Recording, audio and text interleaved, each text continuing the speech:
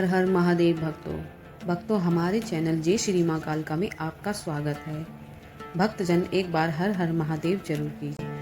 आज हम करवा चौथ माता की कथा का पूर्ण वर्णन करेंगे। स्कंद पुराण में इन ग्रंथों के अनुसार करवा चौथ माता व्रत की शुरुआत प्राचीन काल में हुई थी।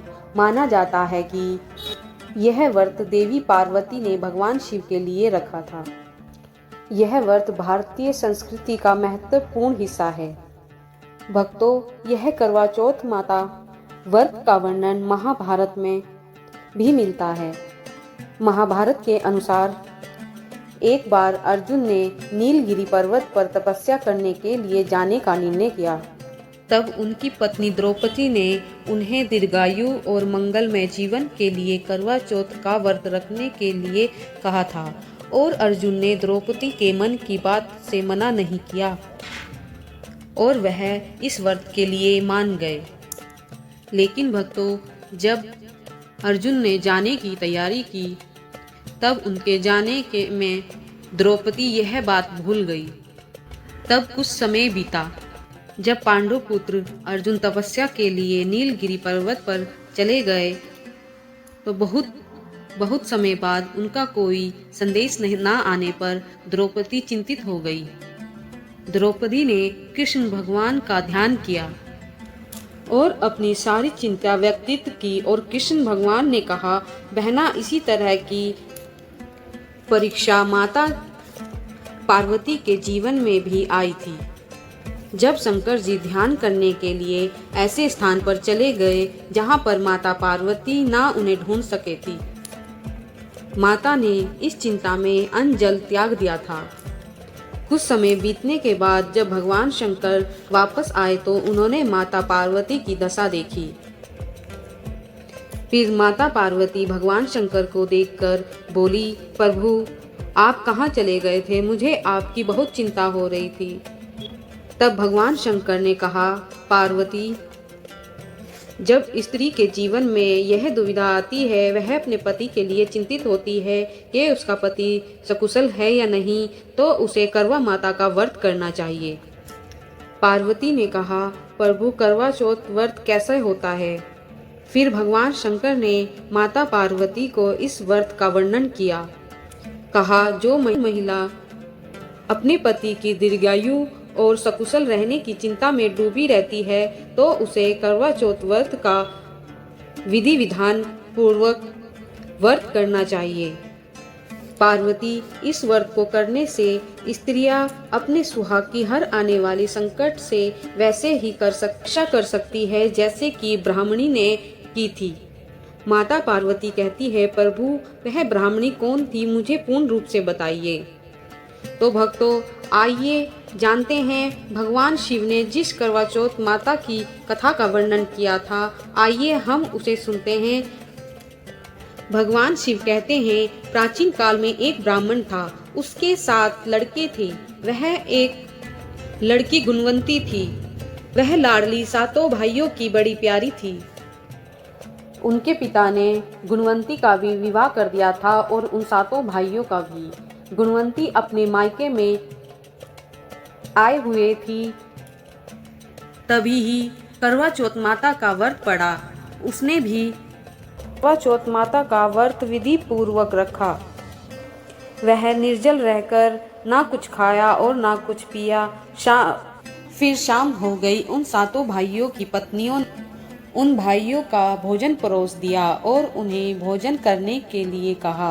वे 7 भाई भोजन करने को बैठ गए। तभी ही बड़ा भाई अपनी गुणवंती बहन से बोला, आओ बहना, भोजन करते हैं। गुणवंती बोली, भैया, अभी मैंने चांद नहीं देखा है। जब मैं को देख लूंगी फिर मैं चांद को अर्घ देकर फिर मैं भोजन करूंगी। यह सुनकर उन 7 भाइयों वह बड़ा भाई बड़ा ही परेशान हो गया। वे एक दूसरे से कहने लगे, अरे भाई, हमारी बहन तो सुबह से ही भूखी प्यासी है। उन 7 भाइयों में से छोटा भाई कहने लगा, उसे तो प्यास भी लग रही होगी।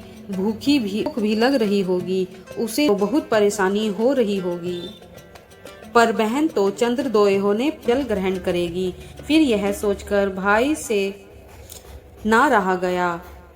सबसे छोटा भाई बोला, हम बहना को छन्नी में दीपक जला देंगे और कहेंगे, बहन तेरा चांद निकल आया है, और चांद को देखकर वह भोजन कर लेगी। सब भाइयों ने मिलकर ऐसा ही किया। उन्होंने अपनी बहन को बनावटी चंद्रोदय दिखा दिया और एक भाई पीपल के पेड़ पर चढ़कर छन्नी लेकर और दीपक जलाकर उसे रोशनी उत्पन्न कर दिखा दिया। तभी दूसरे भाई ने नीचे से बहन को आवाज लगाई, आओ बहन, चंद्रमा निकल आया है, पूजन कर लो और फिर भोजन ग्रहण करेंगे। गुणवंती बहन ने कहा, आओ भाभी, आप भी चांद देख लो, चांद निकल आया है। बड़ा भाई बोला, बहन यह चांद तो तेरा ही है। गुणवंती बोली, भैया मेरा चांद निकला है। हाँ बहना, ये तेरा चांद है। गुणवंती बहुत भोली भाली थी। उसने कहा, अच्छा भैया, यह मेरा चांद है। उसकी भाभी डर के मारे कुछ ना बोल सकी और गुणवंती चंद्रमा को देखकर अर्घ देकर फिर जल ग्रहण कर भोजन करने के लिए बैठ गई। जब उसने पहला निवाला लिया तो उसमें बाल आ गया। फिर उसने दूसरा निवाला लिया तो उसमें कंकर आ गई। फिर उसने तीसरा निवाला जो ही खाया था तो उसके पति की मृत्यु की खबर आ गई। उसके पति की तबीयत खराब है, यह खबर आ गई। वह दुखी होकर विलाप करने लगी और अपने भाइयों से कहने लगी, मुझे अपने पति के पास जाना है, मुझे मेरे ससुराल ले चलो, मुझे मेरे पति के पास ले चलो। वह बारंबार कहती रही। अपनी बहना को दुखी देखकर वे सातों भाई पछताने लगे और अपने आप को कोसने लगे और कहने लगे, हमने जो किया वह अच्छा नहीं था। लेकिन वह चुप रहे, अपनी बहना से कुछ ना कह सके। फिर गुणवंती तैयार होने के लिए संदूकड़ी में अपने कपड़े निकालती है, लेकिन वह जो भी कपड़ा उठाती है वही कपड़ा सफ़ेद हो जाता है। वह जो भी साड़ी वस्त्र निकालती है वही सफ़ेद हो जाता था। वह परेशान हो गई, फिर भी वह वही वस्त्र पहनकर चलने लगी तो उसकी माँ ने उसे एक बात बताई। उसकी माँ कहने लगी, बेटी तू जा, लेकिन जाते समय रास्ते में सबके पाँव छूती जाना और एक गांठ बांधती जाना। उसकी माँ ने एक सोने का टका भी दे दिया और कहा, जो कोई भी तुझे यह आशीर्वाद दे कि तू सदा सुहागन रहे तो यह टका उसको दे देना। यह सुन गुणवंती अपने भाइयों के साथ अपनी ससुराल को चल दी। गुणवंती को रास्ते में एक बूढ़ी औरत मिली। वह उसे देखकर कहने लगी, माता प्रणाम। उसने कहा, खुश रहे, सुखी रहे। फिर वह कुछ और कोस दूर चली। फिर उसे एक और औरत मिली। उसने उसके भी पैर छुए और कहा, माता प्रणाम। उसने उसके भी पैर छूकर बोली। उस माता ने कहा, बेटा भूख लगी है। तो उसने अपनी पोटली में से भोजन निकालकर उस माता को खिला दिया। फिर वह चलने लगी और कहने लगी, माता अब मैं चलती हूँ। उसने फिर माता के पैर छुए तो उस माता ने कहा, सुखी रहे, और उसने तभी एक गांठ बांध ली। वह रास्ते में चलती गई और जितनी भी उन्हें रास्ते में औरतें मिली उन सब के पैर छूती गई और गांठ बांधती गई। फिर वह अपने ससुराल की चौखट पर पहुंची तो उसने अपनी ननंद को देखा और ननंद को देखकर उसके पैर छुए तो उसकी ननंद ने उसे सदा सुहागन रहने का आशीर्वाद दिया और कहा, पूतो फलो, वह सुखी रहो, सदा सुहागन रहो। उसने फिर वह सोने का टका अपनी ननंद को दे दिया और अपने पल्लू में 7वीं गांठ बांध ली। जब वह अंदर गई तो उसकी सास ने उसे देखकर माथा चढ़ा लिया और कहा, जा, वह तेरा पति ऊपर पड़ा है, मरा हुआ। यह सुनकर गुणवंती विलाप करती हुई अपने पति के पास पहुंची। गुणवंती अपने पति को देखकर जोर जोर से विलाप करती हुई तभी सभी औरतें महिलाएं उसको पकड़कर उसके मांग से सिंदूर पोंछने लगी। लेकिन गुणवंती ने ऐसा करने से मना कर दिया और अपने पति को लेकर वहां से अपने कक्ष चली गई और अपने कक्ष में जाकर बैठ गई। वह अपने पति को किसी को भी ले जाने नहीं देती थी। वह अपने पति की सेवा करने लगी। यूं ही दिन बीते। मंगसर की चौथ आई और चौथ माता बोली, करवा ले भाइयों की प्यारी बहन, करवा ले, दिन में चांद उगानी, करवा ले, घनी भूखी, करवा ले। तब वह करवा चौथ माता को देखकर बोली, माता तुम ही सुधारोगी, मुझे मेरा सुहाग दे दो, तुम्हें देना ही पड़ेगा। चौथ माता ने कहा, तुझे तेरे कर्मों की सजा मिली है।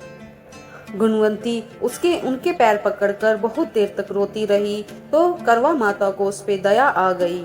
फिर वह माता बोली, जब पोह की चौथ आएगी तो तुम उनसे बोल देना, वह बड़ी चौथ माता है, तुम्हें तुम्हारा सुहाग दे देगी। इस तरह से पोह की चौथ माता भी आई और आकर चली गई। उसने भी यही उसको जवाब दिया। महा और फाल्गुन और चैत बैसाख की भी चौथ माता आई और आकर चली गई। जेठ की, आषाढ़ की और सावन की भी आकर ऐसे ही बतलाकर चली गई। इसी तरह से सभी चौथ माता आई और यही बात कहकर चली गई कि तुम अगली चौथ से कह देना, वह तुम्हें तुम्हारा पति दे देगी। फिर असोज की चौथ आई तो उसने कहा कि तेरे ऊपर कार्तिक की चौथ माता नाराज है, उसी ने तेरा सुहाग की दशा की है, उसी से तेरा सुहाग दिया जाएगा, वही तेरा सुहाग देगी, उसके पैर पकड़ लेना और बैठ जाना। यह कहकर वह चली गई। फिर वह कार्तिक की चौथ माता आई और गुस्से में बोली, भाइयों की प्यारी, करवा ले, दिन में चांद उगानी, करवा ले, घनी भूखनी, व्रत कोट भांडनी, करवा ले।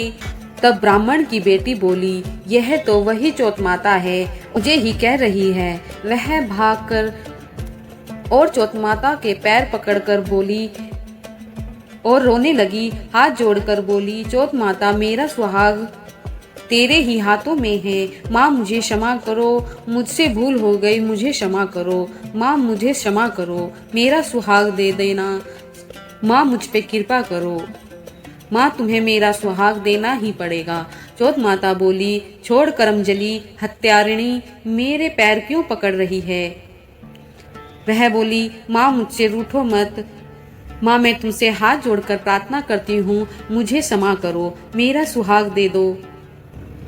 माता को उसका विलाप देखकर दया आ गई तो माता ने अपने आंखों के काजल में से निकालकर और नाखूनों में से मेहंदी निकालकर, टीके में से सिंदूर निकालकर और कन्नी उंगली से जल छिड़ककर झटका तो उसका पति उठ खड़ा हुआ और बोला, बहुत देर तक मैं सोया हूँ। उसकी पत्नी बोली, बहुत देर तक सोए हो, मुझे तो 12 महीने हो गए, तब जाकर मुझे चौथ माता ने मेरा सुहाग दिया है। तब वह बोली, आज आप जो उठे हो वह चौथ माता की कृपा से है। फिर गुणवंती का पति बोला, तो चौथ माता का सुमिरन कर कर पूजन कर। तब गुणवंती ने करवा माता की कहानी व्रत रखा। करवा मिंसा शाम को चंद्र को अर्घ देकर फिर उसने अपने पति के साथ व्रत खोला और चौपड़ खेलने के लिए बैठ गई। नीचे से उसकी सास दासी से बोली, जा ऊपर भोजन ले जा। दासी भोजन लेकर जाती है। फिर वह देखती है कि वहां से कुछ आवाजें आ रही है। वह खिड़की में झांक कर देखती है तो वह देखकर चौंक जाती है। हड़बड़ी में नीचे आती है और बोलती है, वह दोनों तो चौपड़ खेल रहे हैं। सास बोलती है कि कौन दोनों? तब सास ऊपर आ गई और वह देखकर खुश हो गई और बोली, क्या बात है? तब गुणवंती बोली, मेरे यहाँ चौथ माता आई थी और वह मेरे पति को जीवित कर कर चली गई। फिर गुणवंती सास के पैर लगी और सारी बात कह डाली। सास ने पूरी गांव में ढिंडोरा पिटवा दिया की सारी औरतें जो सुहागन हैं करेगी। यह सुनकर पूरा गांव गुणवंती की बहुत प्रशंसा करने लगा और सुहागन स्त्रियां चौथ माता का व्रत रखने लगी और कहने लगी, जैसे चौथ माता ने आपने ब्राह्मण की बेटी का सुहाग दिया है, वैसे ही हमारे सुहाग की भी रक्षा करना। इसलिए पार्वती प्रत्येक स्त्री को अपने पति की दीर्घायु के लिए इस व्रत को करना चाहिए। पार्वती बोली, आपने जो मुझे स्वामी कथा सुनाई है, मैं इस कथा को वरदान देती हूँ कि यह अगर कोई भी सुहागन स्त्रियां व्रत को करेगी और कथा सुनेगी तो हम दोनों के उन जोड़ों पर हमेशा कृपा रहेगी। जब तक जीवित रहेगी वह सुहागन रहेगी। यह व्रत स्त्रियों के लिए बहुत सुखमय है, उसके वैवाहिक जीवन को सुख देने वाला होगा। फिर कृष्ण भगवान कहते हैं, द्रौपदी, यही कथा भगवान शिव शंकर भगवान ने माता पार्वती को सुनाई थी। और फिर जो माता पार्वती ने इस कथा को वरदान दिया, तभी से ही इस कथा की शक्ति और बढ़ गई। फिर श्री कृष्ण बोले, द्रौपदी, तुम इस व्रत को करो। जो तुम्हें आज जिस कथा का वर्णन किया है उसे सुनो और व्रत विधि पूर्वक करो। द्रौपदी ने ऐसा ही किया और व्रत पूर्ण होने से पहले ही अर्जुन लौट आए। तो हे करवा माता, जैसे तुमने गुणवंती और द्रौपदी के सुहाग की रक्षा की है, वैसे ही हमारे पति की रक्षा करना। जो इस कथा को सुनता है भक्तजन, वह सुनाता है, उसका मंगल हो। जय करवा माता। मेरी प्यारी बहन, अगर आपको यह वीडियो पसंद आई है तो जय माता की लिखकर जरूर कमेंट में करें और वीडियो को लाइक करें। धन्यवाद। जय माता की। हर हर महादेव।